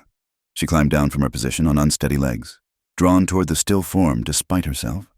Koa met her halfway, his presence solid and reassuring. "It's over," he said simply. Clara looked down at Samuel's body, waiting to feel something, regret, sadness, even satisfaction. Instead, there was only emptiness, like a tooth finally pulled after days of pain, the absence more noticeable than any emotion. "He was right about one thing," she said quietly. "By law, I'm still his wife. His property passes to me now. The ranch, the cattle, the money he loved more than any living thing." "What will you do?" Clara considered this, watching as Jebediah checked the wounded men, offering water despite their recent hostility. Joseph had managed to stand, leaning heavily against the doorframe but upright through sheer will. Sell it, she decided. Every acre, every cow, every stick of furniture that carries his memory. Use the money for something better.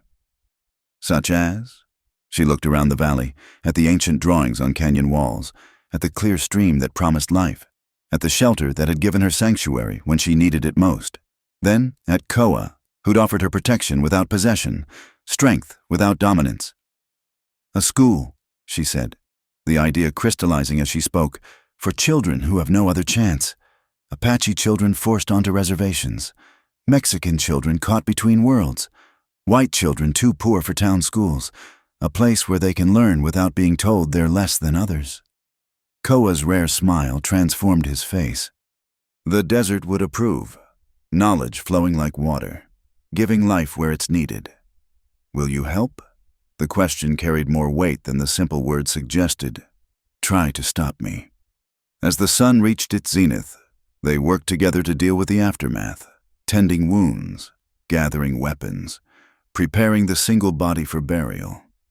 Samuel would rest in the desert he'd never understood, far from the ranch that had been his kingdom and Clara's prison. By evening, Jebediah and Joseph were ready to travel, the tracker insisting he could ride despite his wound. "This one saved my life," Joseph said, gesturing to Jebediah. "Threw himself between Morrison's gun and me. I owe debt now. We're square." Jebediah protested. "I brought trouble here. Least I could do was help fix it."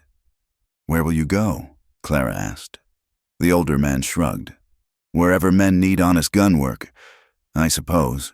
Though might be I'll be picker about who I work for now." "I might have work," Clara said slowly. "A ranch to sell, belongings to transport, later a school to build. I'll need good men, trustworthy men." Jebediah's weathered face cracked in a grin. "Ma'am, I believe I'm available." As the two men prepared to leave, Joseph to spread word of what had happened, Jebediah to begin the legal processes Clara would need. Koa drew the Apache tracker aside. They spoke quietly in their shared language, and Clara saw Joseph straighten, some of his old pride returning despite the whiskey damage. "What did you tell him?" she asked after they'd gone.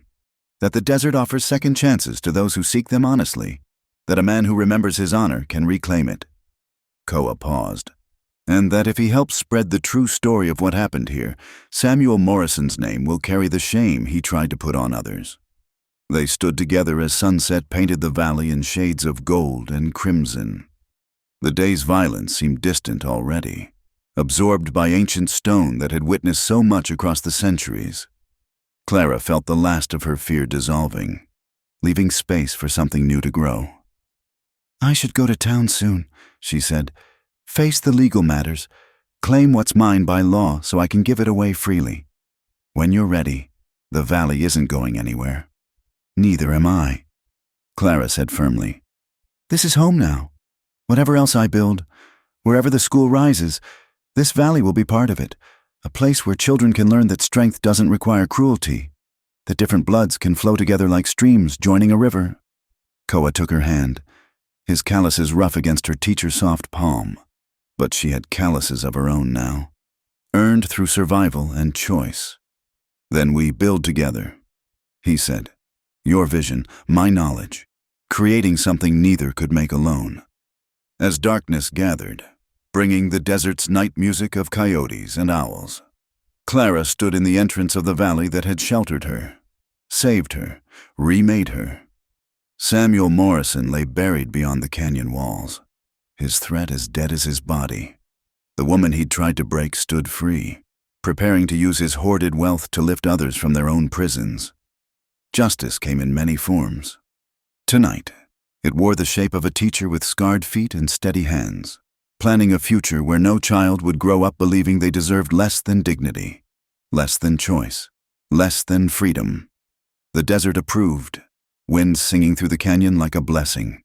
And somewhere in that song, Clara heard her mother's voice at last, not warning but celebrating. "You found your way, daughter. You found your way home." 3 months had passed since Samuel Morrison's burial in the desert sand. The legal matters, complex as Jebediah had warned, were finally settled.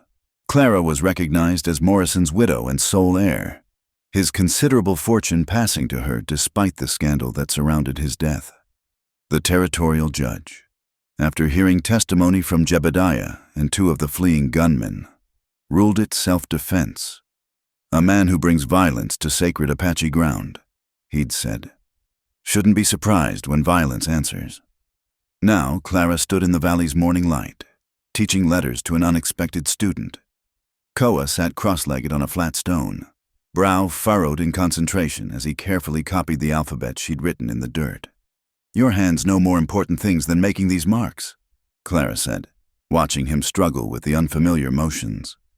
"My hands know one kind of creation," he replied without looking up. "You offer another. Both matter." It had started simply. Clara practicing her teaching on willing rocks and trees, preparing for the school that existed only in plans and dreams. Koa had watched from his usual quiet distance until one day he'd asked, "These marks that hold words, could you teach them to one whose eyes see only pictures?" Now, their mornings held this new ritual. Clara sharing the gift of written language while Koa taught her to read the desert's own alphabet. Tracks in sand. The way plants turned with seasons. How clouds promised rain or wind. Try again, Clara encouraged, kneeling beside him. See how the A stands like a shelter? 2 lines leaning together, one across for strength.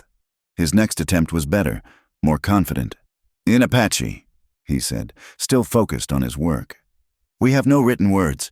Stories live in memory, passed from mouth to ear. But I see the power in what you teach. Words that travel without speaking, thoughts that outlive the thinker. My mother used to say reading was freedom. Clara replied, no one can imprison a mind that knows how to travel through books. Then I learned freedom from you, as you learned it from the desert. Their eyes met, and Clara felt that increasingly familiar warmth. Not the sharp heat of new attraction, but something deeper, like coals that burn steady through the night. 3 months of working together, planning together. Simply being together had woven something between them neither had quite named. The sound of approaching horses broke the moment, but these arrivals were expected. Jebediah Cross leading a small wagon train of supplies for the valley. With him rode Joseph, 3 months sober and standing straight in his saddle, the pride of his ancestors reclaimed. But there were others too, a Mexican woman with 2 young children clinging to her skirts, and behind them, a young white woman whose haunted eyes and careful movements told a story Clara recognized too well. Mrs. Morrison, Jebediah called out, though Clara had asked him repeatedly to use her maiden name. Brought the supplies you ordered, plus some folks who heard about your valley. The Mexican woman stepped forward hesitantly. Senora, we hear this is safe place. My husband, he die in mine accident. His brothers say I must marry him now, but he is cruel man. We have nowhere. You have here, Clara said firmly, moving to help with the children. This valley shelters those who need it. You're welcome as long as you choose to stay. The young white woman, she couldn't be more than 17, hadn't spoken, but the bruises fading on her wrists told enough. Clara caught her eye, offering a smile that said, I know, I understand. You're safe now. As they settled the new arrivals, Koa worked with Joseph to unload supplies, food, tools, books. Clara had ordered from as far as Denver, the beginning of her library, the seed of the school that would grow. More will come, Joseph said quietly to Koa in Apache. Word spreads like wildfire. The white woman who killed her brutal husband and uses his money to shelter the broken. She becomes legend already. Let them come, Koa replied. The valley has room, and Clara has plans that need many hands. Indeed. Clara's vision had expanded with each passing week. Not just a school, but a community. A place where different peoples could live and learn together. Where children could grow up seeing cooperation instead of conquest. That evening, they all gathered for a meal. Apache and Mexican, white and mixed. Sharing food and slowly building trust. The children, as children do, broke barriers fastest, playing together while their mothers watched with wary hope. Clara found herself teaching impromptu lessons, writing simple words in both English and Spanish, while Koa translated concepts into Apache. The young white woman, Mary, she'd finally whispered, watched with hungry eyes, and Clara made a mental note to assess her education. Another teacher would be needed soon. You create something new. The Mexican woman, Rosa, said wonderingly. Not Apache camp or Mexican village or American town. Something different. Something necessary. Clara replied. The world insists we must live apart, fear each other, fight for scraps while a few hoard plenty. But look, she gestured at the children playing. They don't know they're supposed to be enemies. We teach them that. What if we taught them something else instead? Later, as the others settled for the night, Clara and Koa walked to their favorite spot by the stream. The cottonwoods whispered secrets in the evening breeze, and somewhere an owl called, welcoming darkness. Your dream grows, Koa observed. Soon the valley won't contain it. Then we expand. Clara had been thinking about this. Samuel's ranch borders government land on two sides, land they stole from your people, sitting empty. What if we petitioned to buy it? Create a township founded on different principles. The government doesn't sell to Apache, or to women, but they sell to widows of prominent ranchers. And once it's mine, I decide who lives there. She turned to him, excited by possibilities. Think of it. Koa. Hundreds of acres where people like Rosa and Mary could homestead safely, where your people could live without reservation boundaries, where children of all bloods could learn together. You dream large dreams. I learned from the desert. It teaches that small dreams die in the heat. Only vast visions survive. He smiled at that, the expression transforming his serious face. Then we need lawyers who think like warriors, strategies that outflank prejudice, money applied like water to crack stone foundations. We, the word hung between them, waited with promise. Did you think I would watch from shadows while you reshaped the world? He took her hands, his own calloused from work but gentle in their holding. Clara, these months, watching you heal, then grow, then lead, it moved something in me I thought died with my mother. Clara's heart thundered, but she made herself speak truth. I'm still married in law's eyes, even if Samuel lies in the ground. The scandal follows me, and I won't be any man's possession again, won't trade one cage for another, no matter how beautiful. I don't offer a cage. His amber eyes held depths of understanding. I offer partnership, equals building something together. Your vision and mine woven like the baskets my grandmother made, stronger together than apart. The world won't understand. Apache and white. They'll use it against the school, against everything we build. Let them try. His voice carried the quiet confidence she'd come to love. The desert doesn't care what the world understands. It creates its own truth. Cactus and dove, snake and rabbit, storm and silence, all exist together because that's what survival requires. Clara looked at their joined hands, his dark, hers pale, both marked by work and weather. I won't be a traditional wife. I have too much to build, too much to prove. Traditional wives are for traditional men. I am Apache who speaks Spanish and reads English, who honors 3 bloodlines and belongs fully to none. Traditional was never possible. He paused. But partnership, that we could create new, like everything else you envision. Before Clara could respond, young voices called from the camp, the children needing something. Life intruding on private moments, but as they walked back together, she kept his hand in hers, decision crystallizing. Over the following days, the valley transformed further. Rosa proved skilled at cooking for groups, taking charge of communal meals. Mary, despite her youth and trauma, revealed a gift for organizing, creating systems for sharing work, managing supplies. Joseph began teaching the children basic tracking, his pride evident as they followed his lessons with eager attention.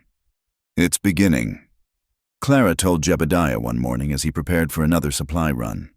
Not just the school, but the community. What we talked about. It's more than that, the older man replied, watching Rosa's boys play warrior with sticks while Joseph showed them proper stance. It's hope. Been in short supply out here. People starving for it like they starve for water. That night, Clara found herself teaching by firelight, children and adults together learning letters that could unlock worlds. Koa sat among them now, no longer ashamed of his beginner's struggles, helping others who found the marks confusing. Tell us a story, Senora Clara.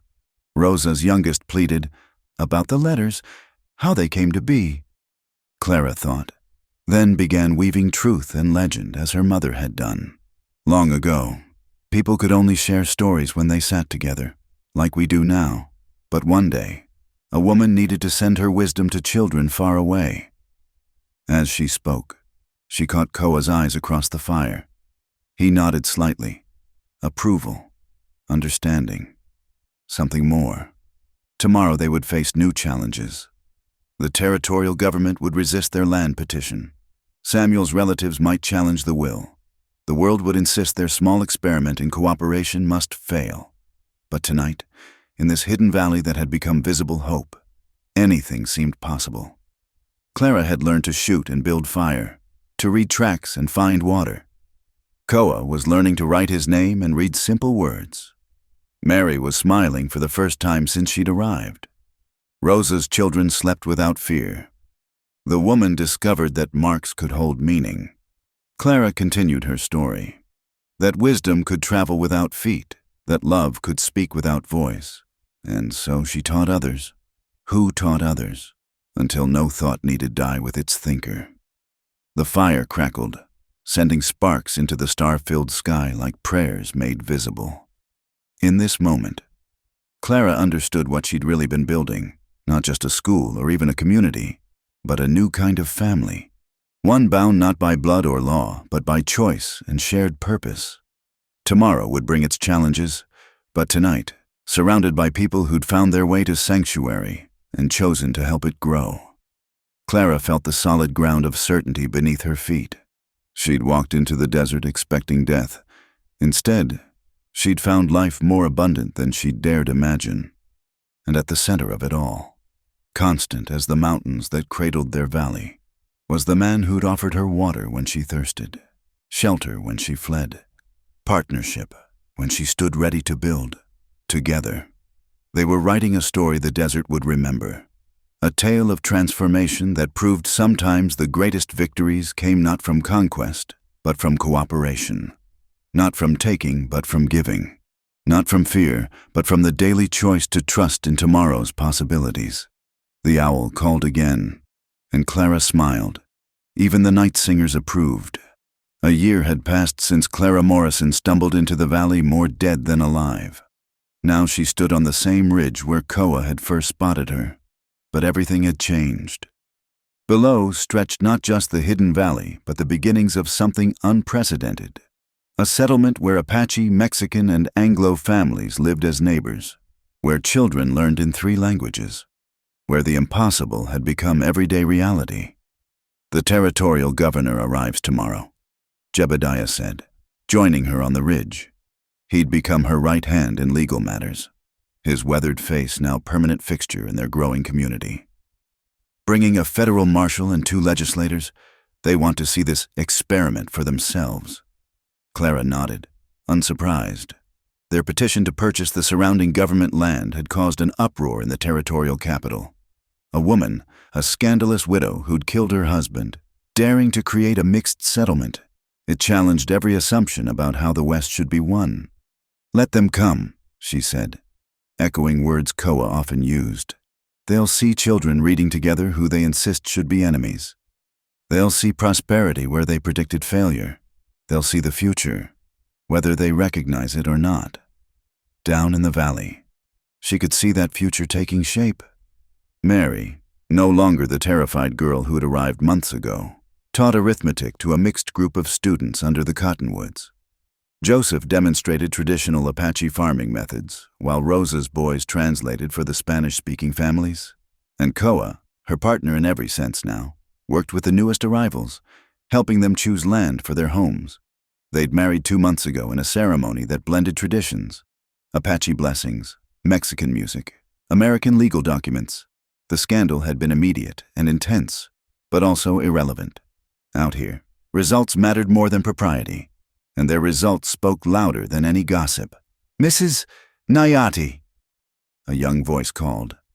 Clara turned to see Running Deer, one of the Apache children, racing up the path. "Teacher Mary says, 'Come quick, the walls are finished.'"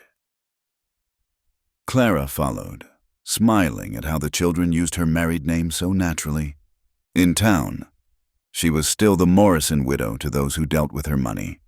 But here, she was Clara Nayati, teacher and builder, partner and protector. The school building rose from the earth like it had grown there, adobe walls mixed by Apache hands, timber frames cut by Mexican craftsmen, windows purchased with Morrison money and installed by Anglo settlers. Above the doorway, carved in 3 languages, were the words she'd chosen: "Knowledge is the path to freedom." "It's perfect," Mary breathed, running her hands along the smooth walls. The young woman had bloomed in the valley's safety. her teaching gift emerging as her fear receded. Our own real school? Our beginning, Clara corrected. Wait until you see the library Joseph and Koa are building. As if summoned by his name, Koa appeared, paint spattering his clothes. He'd been working on the interior murals, Apache symbols interwoven with Mexican patterns and American motifs, creating something entirely new. The governor will hate it, he said with satisfaction, slipping his arm around Clara's waist. Good. Hatred means we're doing something worth noticing. She leaned into his strength, still marveling at how natural this felt. Are the families ready? As ready as they'll be, though Miguel still wants to hide his Apache wife when the officials come. No hiding, Clara said firmly. We show them exactly what we are. If they want our taxes and our cooperation with territorial law, they'll accept our ways. That evening, the entire settlement gathered for what had become their tradition, a communal meal where each family contributed something, where stories were shared in multiple languages, where children played without regard for the boundaries their parents had been taught to maintain. Clara watched it all with a full heart. There were 43 people now, with more arriving each month. Word had spread along hidden networks, Apache camps, Mexican villages, isolated homesteads where women lived in fear. The valley had become a beacon for those seeking something different. You did this, Koa said quietly beside her. We did this, she corrected. I had a dream. You helped make it real. Everyone here added their own threads to the weaving. Old Joseph approached, still straight-backed despite his years, the respected elder now rather than the broken drunk he'd been. The ancestors speak, he said in Apache, then repeated in English for Clara. They say this place is what was always meant to be, different rivers joining to make strong water. As night fell and families retired to their homes, real houses now, not just shelters, Clara and Koa walked their favorite path by the stream. Tomorrow would bring challenges. The governor might try to shut them down, might declare their land purchases invalid, might bring the full force of territorial law against their small experiment in cooperation. But tonight, Clara felt the solid certainty that had grown in her like the desert plants Koa had taught her to recognize. Deep roots that could survive any drought, thorns that could defend against any threat, blooms that would emerge no matter how harsh the conditions. Do you ever regret it? Koa asked suddenly. You could have taken Morrison's money and lived quietly in some eastern city, been respectable again. Clara laughed, the sound carrying across the water. Respectable? I'm a woman who ran barefoot through the desert, who learned to shoot from an Apache warrior, who married outside her race and builds schools where children learn that difference is strength. She turned to face him. I've never been more myself. And if they come to tear it down, the government, the army, the ones who say this cannot be. Clara's hand moved to the derringer she still carried, though these days it was more symbol than necessity. Then I'll stand on that ridge with our rifle, and I'll remember what you taught me, that the desert protects its own. We've built something worth defending. Koa, and we're not alone anymore. Indeed, they weren't. As they returned to their own home, a simple adobe that had grown room by room as their partnership deepened, Clara could see lights in windows throughout the settlement. Each light represented a family that had chosen hope over fear, cooperation over isolation. The next morning came too soon, bringing dust clouds that announced the official party's arrival. Clara dressed carefully, not in the fashion of a proper territorial lady, but in the practical clothing that had become her signature. Split skirts for riding, a jacket that concealed her weapon, her hair braided in a style Rosa had taught her that kept it from her face while working. The governor was a thin man with calculating eyes who looked at their settlement like he was tallying votes. The federal marshal seemed more interested in assessing threats. The legislators whispered to each other in what they thought was subtle disapproval. Mrs. Morrison, the governor began, and Clara let it pass. This community of yours has caused quite a stir in the capital. Progress often does. Clara replied calmly, Would you like to see the school? The children are eager to demonstrate their lessons. What followed was a careful dance. The officials toured the settlement, their discomfort evident as they saw Apache and Mexican children reciting the Pledge of Allegiance, Anglo students counting in Spanish, mixed families working together in the fields. Mary led a geography lesson where students located their ancestral homelands on a map, explaining how far their families had traveled to find safety. "This is highly irregular," one legislator muttered when he saw Koa teaching Apache boys and Anglo girls to track together. "So was America," Clara replied. "A nation of different peoples choosing to build something new. We're simply continuing that tradition." The moment of truth came in the afternoon. The governor pulled Clara aside, his political smile never wavering. "You understand, Mrs. Morrison, that what you're doing here challenges certain established orders. There are those in the capital who want this shut down immediately. And you," Clara kept her voice neutral. "What do you want?" His calculating eyes swept over the settlement again, the productive fields, the new buildings, the obvious prosperity. "I want voters, Mrs. Morrison. I want tax revenue. I want territorial growth that attracts federal investment." He paused. "Can your experiment provide those things? Give us 5 years." Clara said, decision crystallizing. "Full legal recognition of our land purchases, protection under territorial law for all our residents regardless of origin, and the right to govern ourselves as an incorporated township. In return, we'll build something that makes New Mexico the envy of other territories, a place where different peoples work together instead of against each other, where prosperity comes from cooperation, where children grow up educated and capable. And if it fails, if this unity you preach falls apart," Clara met his gaze steadily, "then you can point to us as a cautionary tale and strengthen whatever policies you choose. But if we succeed, when we succeed, you can take credit for having the vision to support innovation." The governor studied her for a long moment, and Clara saw him recalculating, recognizing the steel beneath her composed exterior.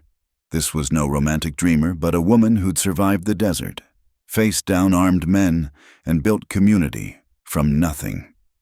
3 years, he countered. "Provisional recognition. If you can show stability and growth, we'll discuss full incorporation." "Agreed."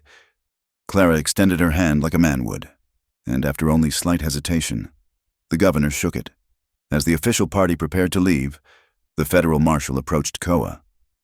"You're the one who killed Morrison." Koa met his gaze without flinching. "I defended this valley and those under my protection. Morrison chose to make that defense necessary." The marshal nodded slowly. "My wife's cousin married a brutal man. Took her 5 years to find the courage to leave.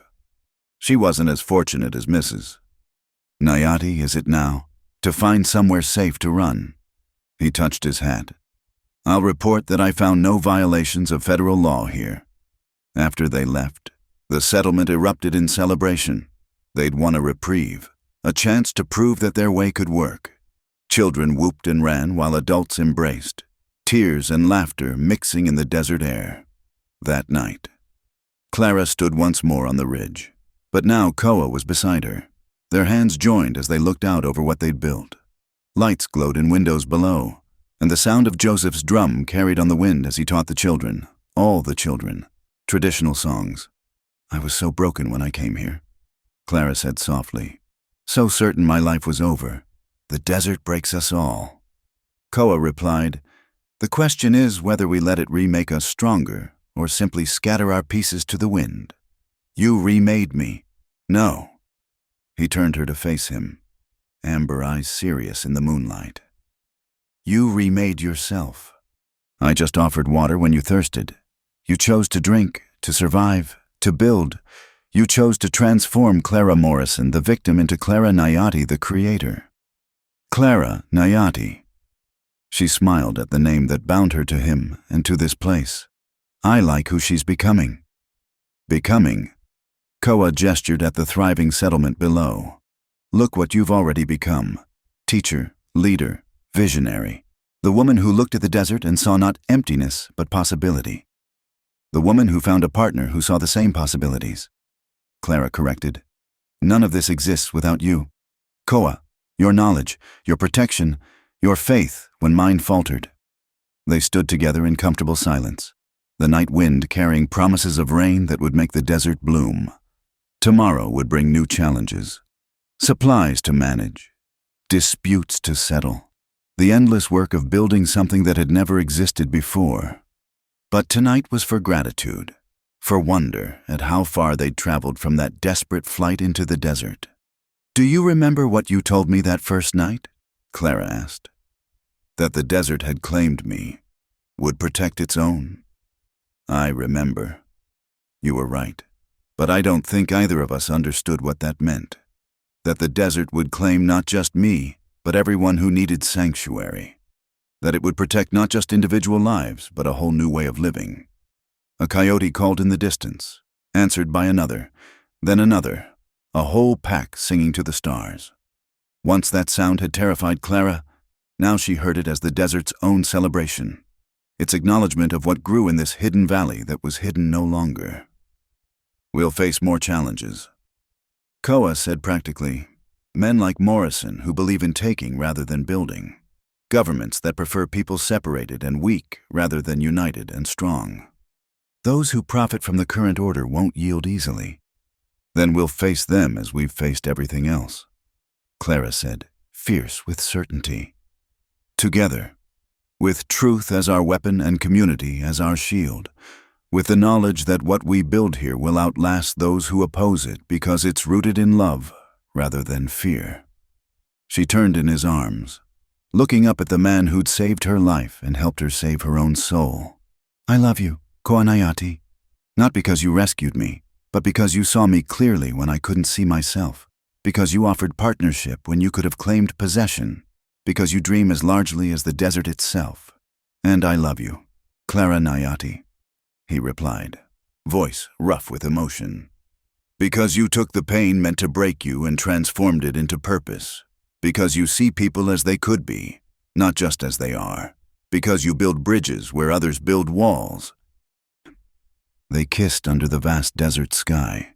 Two souls who'd found each other across impossible odds and chosen to create something beautiful from their broken pieces. Around them, their community slept peacefully, dreaming dreams made possible by one woman's desperate flight into the unknown and one man's decision to offer sanctuary. The desert approved, wind sighing through the canyons like a blessing. Here, where ancient spirits danced and new hopes bloomed, the impossible became everyday reality. Here, wounded hearts found healing and different peoples found common ground. Here, in this valley that had sheltered fugitives and birthed visionaries, the future took root with all the tenacity of desert plants, tough enough to survive any drought, beautiful enough to make the survival worthwhile. Clara Nayati. Once Clara Morrison. Once Clara Hensley, the frightened teacher, stood with her partner and surveyed their domain. She'd walked into the desert expecting to die. Instead, she'd learned to live, not just to survive, but to thrive, not just to escape, but to build, not just to hide, but to stand tall and declare, "This is who I am. This is what we've created. This is what's possible when fear gives way to hope." And in that moment, with Koa's arms around her and their community sleeping safely below, Clara knew with bone-deep certainty that the best was yet to come. The desert had taught her its greatest lesson, that even in the harshest conditions, life finds a way. Love finds a way. Hope finds a way. Tomorrow would bring its challenges, but tonight, under stars that had witnessed every human struggle and triumph, Clara Nayati stood ready to meet whatever came. She'd been broken and remade, tested and proven strong. Now she would build and teach and love, creating a legacy that would ripple out from this valley like water in the desert, rare, precious, and absolutely essential for life. The coyotes sang again, and Clara smiled. Even the wild ones knew. Something new had been born in this ancient place. Something worth singing about. Something worth protecting. Something that would endure long after its creators had returned to the dust from which they'd risen, transformed and transforming in turn. Thank you, dear friends, for listening to this Wild West love story. I hope Clara and Koa's journey touched your hearts as much as it touched mine. Where are you listening from today? Please leave a comment below and let's connect across the miles, just like our characters connected across their differences. Don't forget to subscribe to From Wild West channel and share your thoughts about this tale of courage, love, and the power of choosing hope over fear. Until our next adventure in the Old West, keep riding toward your dreams.